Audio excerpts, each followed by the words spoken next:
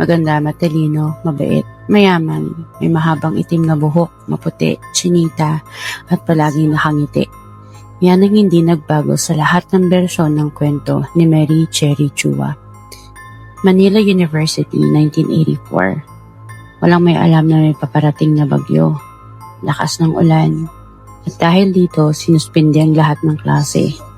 Lahat ng estudyante ay nakauwi na, maliban sa tatlo. Si Amy, si Meng at Mary. Hapon pa lang madilim na ang paligid, pero hindi pa rin tumitila ang ulan.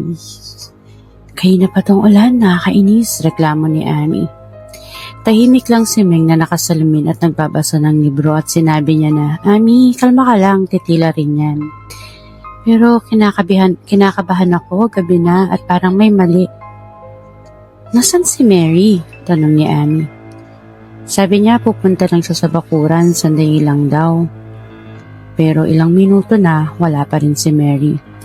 Nagdesisyon silang hanapin ito. Pinuksan nila ang koridor, pero kumurap ulit. Hangin, ulan at kadiliman. Magkahawak kamay silang naglakad, dahan-dahan. Tanging tunog ng ulan at kulog lang ang naririnig. Biglang nag-brown out, napasigaw silang dalawa at tumakbo papunta sa bakuran ng universidad. Pagdating nila doon, hingal na hingal. Mary! Mary! Mary Chua, nandiyan ka ba? Tawag nilang dalawa, pero walang sumasagot. Aalis na sana sila na mapansin ni Amy na may bakas sa lupa para may dinaanan papunta sa isang puno. Pagkurap ng kidlat, lumiwanag ang paligid at doon nila nakita si Mary.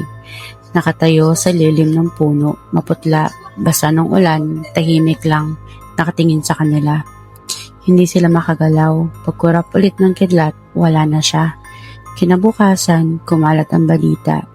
Si Mary Cherry Chua, ang kilalang estudyanteng mabait, matalino at maganda, ay natagpo ang wala ng buhay sa bakuran ng universidad. Ayon sa ulat, ang salarin ay isang janitor na dati nagtatrabaho sa paaralan. Dahil sa matinding konsensya, kusa siyang lumapit at umamin sa ginawa. Bilang alaala kay Mary, nagtayo ang paaralan ng isang batong bangko sa lugar kung saan siya natagpuan at nakaukit dito ang In Memory of Mary Cherry Chua. Pero ayon sa mga estudyante, may kakaiba pa rin nangyayari doon tuwing dapit hapon.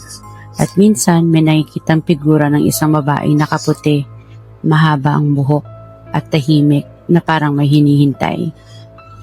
Ikaw, Nakshi, uupo ka ba sa bangkong yun? O hahayaan mo na lang? Well,